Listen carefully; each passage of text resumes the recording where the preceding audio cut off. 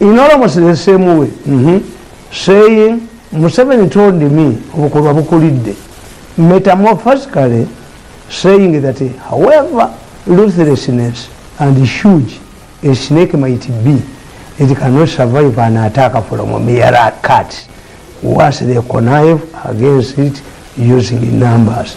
It was Nalweso, Nakalimo, Walutwe ya Pussy, Tumwebaze, and one of the Bakoto who protested against me.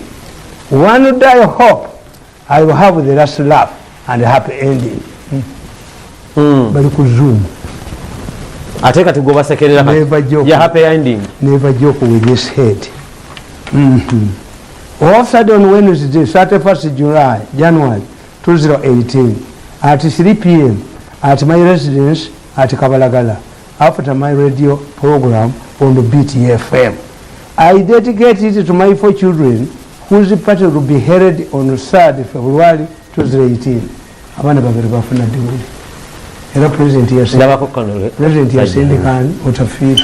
The power of Uganda mafias. Kati olwaleero biri abiri muki mugumu bali mu hotel. Ekitabo kimaze emyaka 3 nga bali mu walangadde ensonga eno. Zoom n'entwe zaabwe. Ayi Mukama ogulumizibwe Katonda w'eggulu. Ayi Mukama ogulumizibwe nga abasajja bakumidde ebyo ekyogo lijja gwaggwamundu. Ekyogo ndibafulumiza mu nyamfa mu nyamfa z'ennyuma mwe mbafulumiza ejjoogo kati muddemu muntabaali muddangamu ne muntabaali muddemu mu blocking compensation yange ate tudde ku phase 2 knockout wakusirisizaawo tukuyita kabuli phase ayingiza munne kabuli yasigalawo tudde ku phase 2 kabuli phase ayingiza munne kabuli yasigalawo tukuyita knockout mu bulogo tukiyita knockout ngakyomutlusizaako kyanamatira aweza ekikoto ekiyedde kabuli phase laddu weviirayo bwakutonyerera butonotono awo ejjogo lyonna nendikumaliramu ddala notegeera nti mu nsi muno sigwa singa okukola akabi waliwo abakusinga obubi. Obakumidde ebyoto ne bakijjamu enjawulo. Akasaana kagira akasaana kazikira kyoto kizikira olutalo luwedde. Okumaca nakayima ekigwalwawoko bakugandi gano maanyi gakatonda nsoma mu kyaki ebirungi emeka gano maanyi gewaffe maanyi gansozi yalabono bwatidde gano maanyi gansozi akuma kyoto kya nakayima gano maanyi gansozi nakawandiika ddi kati bali mu hoteri bali kuzo. Nabadde ndowooza nti ensonga ezo zandibadde zigenda mu bukiiko buno bukwasisa abalyake mu parliament. Lwaki tezigenze mu parliament? Government cannot touch on these people. Era nyinza okuddamu bano ba security organist nembaddiramu nti baali nakugamba nti bwolaba embwa engizi ekomyewo mu magulu kitegeere erabye embo oba erabye timba.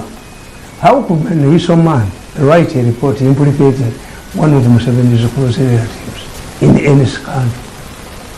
Kubanga Museveni abooluganda abakona ab'emikwano tolina bweza bakwatako. President wa America ali bw'ati. The President of the United States must meet the Director of SID every day to brief him on what is likely to happen tomorrow. Babeera mwabo kakati bwogenda okulaba Museveni nga nakalema asitamamu, bwogenda okulaba nga nabwe kitavaawo, bwogenda okulaba Museveni bamuwandikira ebiwandiko nga babikwata nga babisekisinga. Yes, kakati olowooza nti banayogera bati bw'omulaba n'omuwulya ekyomubuulidde waliwo yamuwa information yali kitali when will you see him again mumawulire tebakuteekamu kati nzaaye nabiri ebibabetenta bebigo mwenda nga Museveni alina abazungu bebigo mwenda newenyaga mafulumya ebivunduuze mbasobola bantebasaana kisabebigo munyonyi nebamugjamu airport eddako ekyokulyo nerimulimu mutwe oyagala kuŋŋamba nti parliament obukiiko bwawe bulina kukola ku nsonga za busangosango kubba era one of the reasons why they are targeting Kadaga. Kadaga is sitting on a document. Bamuwako copy ya document. 2, this is expensive. It's an expensive case. If the by session is yes, kakati in session is also $10 million for their lawyers. They're looking for money. Chovola Bahati yali zenga alese 4 million gundi, billion 400. Naye Bahati ni Kasita okuyita mu Kampala. Okuyita mu Kampala. Bwaba abantu abakyayibwe nnyo Bahati ne Kasita. Ani banna Kampala tebagala kutunulira bintu ebyo. Kasita okufuluma Kampala oba Bahati. Bahati alidukanga mulalu. Kuba ye bamumanyi Kasita tebamumanyi nnyo. Ntunulidde emisango mingi egigenze mu international court negirema okuvaamu results ennungi ennyo. Let me tell you, Mandela lwe bamusiba olwoza tewaliwo babbi bankoko n'abatemu. Why did Mandela get fail? The cause. Mbabuulira ne bw'oba obadde minister. Any of those 32 people has no future. Appearing before a serious body like the International Criminal Court, ndikuwa dokita. Lwakuba beekwesi bakimanyi. Njoyinza kati ogenda mu clinic omu, mwebakugambi nti batyangamu abantu nti mwali. Zine z'abayindi eziri ekololoza ogambi. Can you go there? Tisobola. Nti gweyagala bwa president nga waapiyalingako mu criminal court mukutta abantu. So their future is dented. It is dented. They are finished. And you cannot keep a pregnancy all the time. Nabagamba Katonda yakola. Emmotoka bwe beefuwa omukka ekizoozi, omukka tegukoma weera. Naye ate gwe bw'ofuwa omukka, ate empewo guleeta mu nnyondo yo. Lwaki Katonda mathematician. Ekikomyawo ebufu. Nti okiweerezaani. Naawe okirozeeko. Okiweerezaani. Ye ekizoozi ya mmotoka, ate yeefuwa ekola ki? Efulumya. Efulumya. Omukka tegudde eno, kukugaana kulaba. Naye kyo kijja, n'okiwunyirwako. Efitina yeetoloola. Kakati abasajja bono waliwo atambula bwati n'omutwe gwe n'omutwe. Did he expect at any time ne bwe yaliroose ng'abazungu bamubuuza ebibuuzo yaligete press conference y'abazungu nkikuba mu linnya lya Yesu ogoba ki ekize? Did they expect that one day they will face mbadde ndabamu agamba ennyo me am not bothered. Everything comes and goes. Enkola ya Professor Nabagamba to you people, don't joke with this case. This is a serious case. Era basoose wa Professor Nabagamba nti baana bange mwakola ensobi nti tusabire nti nja kusaba. That Professor Nabagamba nti abantu nga basatu abakwatidde eggwanga lye apart from the president.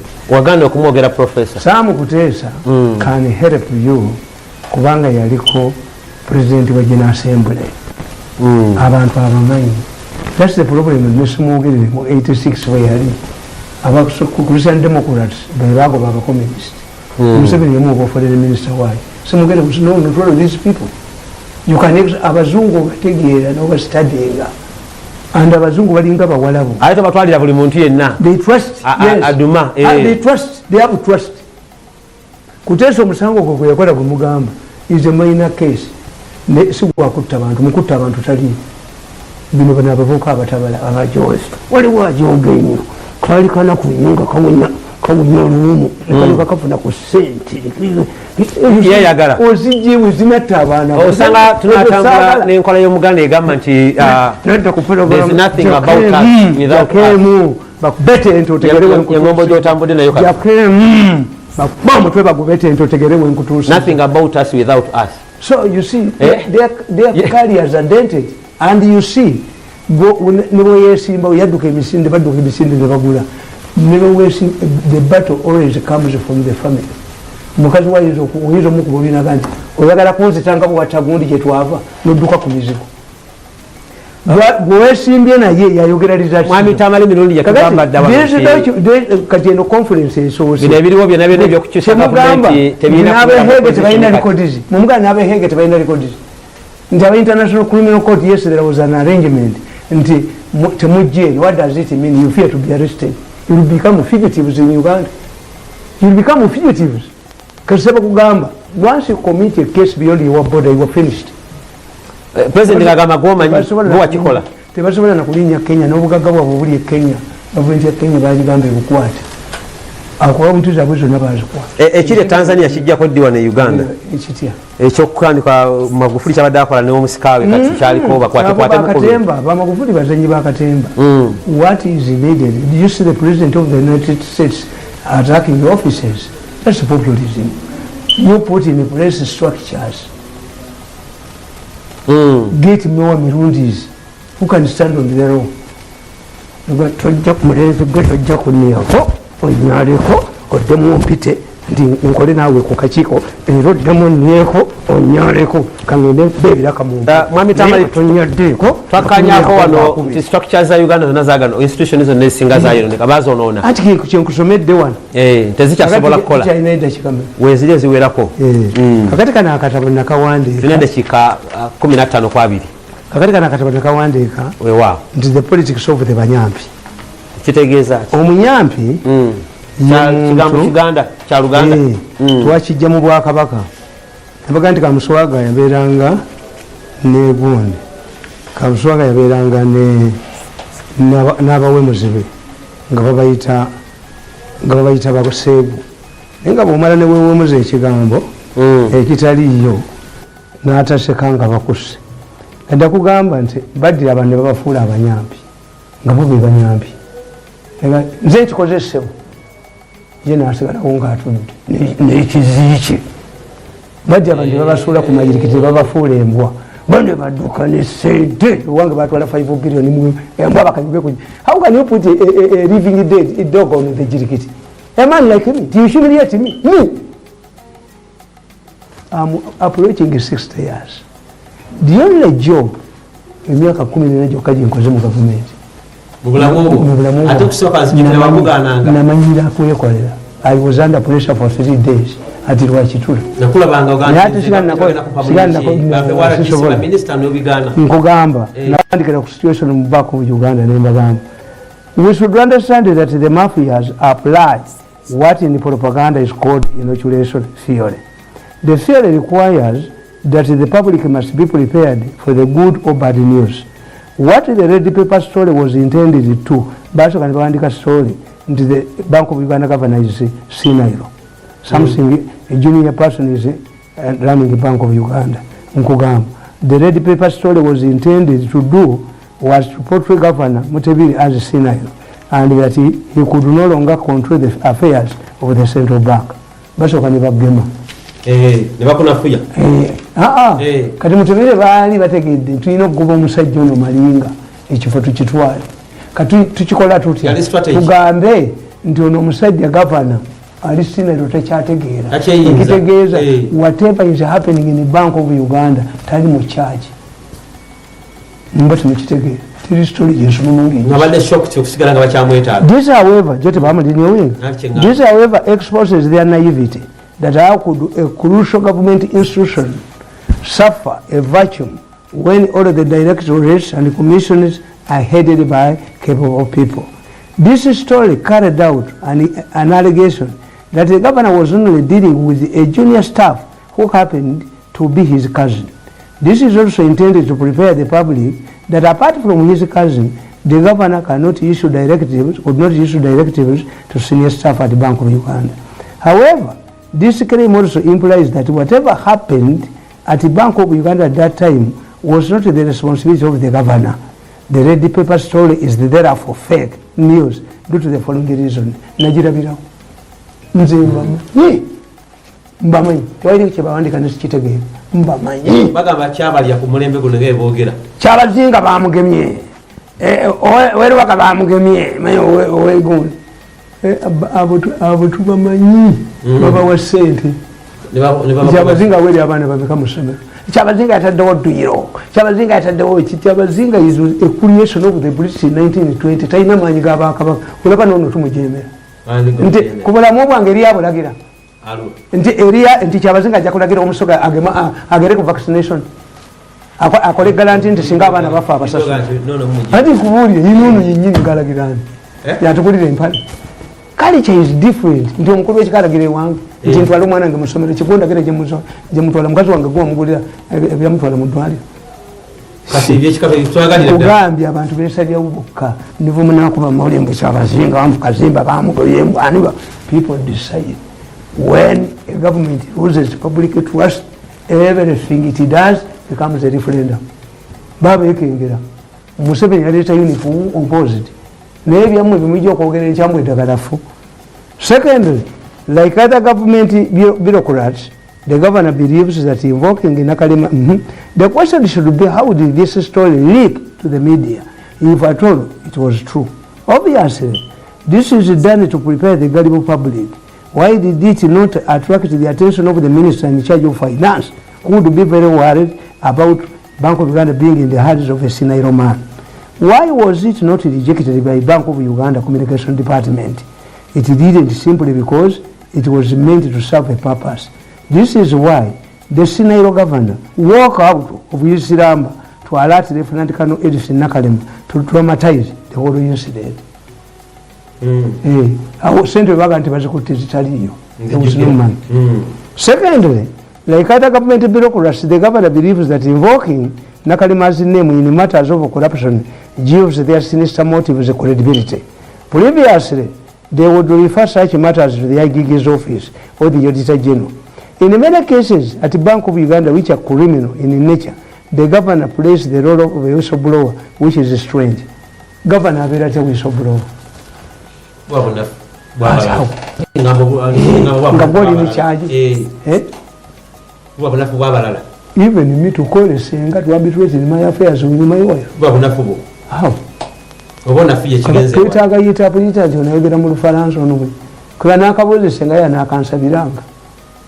How can the governor be a whistleblower in matters related to Bank of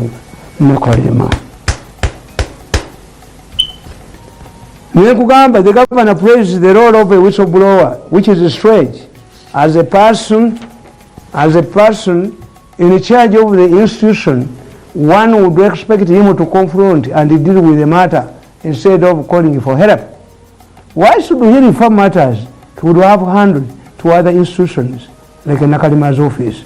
Or one would ask, who are these people among staff at the Bank of Uganda that are more powerful than the governor to call in Nakalema's office?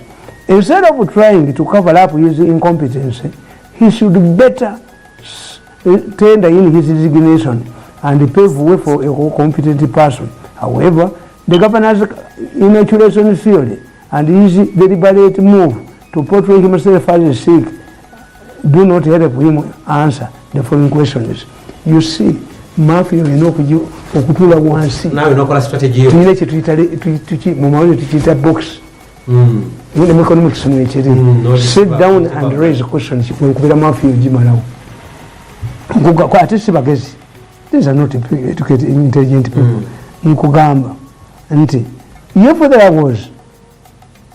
there was extra money printed as alleged at the break of the story about the Bank of Uganda scandal, how could the money just disappear? There was no money. Compare this to the alleged plot to assassinate Aida Nantap. Media confirmed that the minister had actually survived an assassination attempt and went on to describe the suspect's identity. Media reports went further and provided details of the story. According to the media, the minister was trailed by two assailants. Then after police cornered the two cyclists, one jumped off the bike and fled to the bush. It was further alleged that the police using sniffer dogs mounted a search operation but failed to arrest the fugitive. The following day, the fire was directed at Minister Nantaba. Media reports indicated that Yeso wanted to arrest her and drag her to police. How could Nantaba turn into a killer when actually he did not accompany the police to the scene of Sublimacy murder in broad daylight? Fortunately, the killer carried out the murder while his colleagues on the police patrol were watching. Baliba mukoteko. Telina mu police. Eliwa local defense. Ate ne gondi patrol teyali yekayungu yavaka wembe.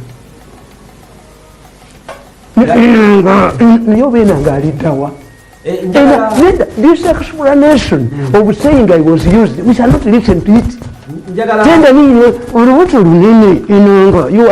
Why do they make you fool? Me, now we don't say no mogezi wa majenga agamba mbo helicopter yatute omulambo kwa Savasumba yabambudde nyumba y'omuntu. He should write it to us. You are not a serious man.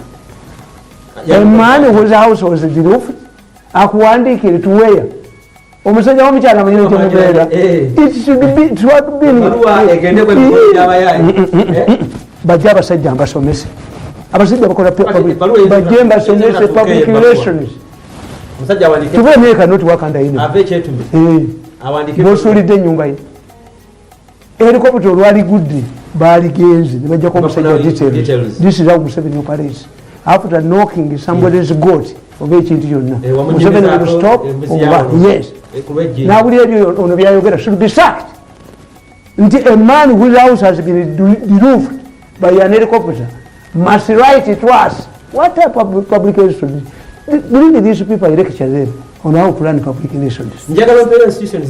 Kakati nkugamba this is nti olaba Nantaba yasooka yenyini gwe baali batta ne bakyusa story ate bamukwata ate abadde the Nantaba company these fools kugundi omusajja gwe mwadda mu daylight Sebulime ng'amusali kupika mutta was Nantaba there. You would have corrected this man to where Nantaba.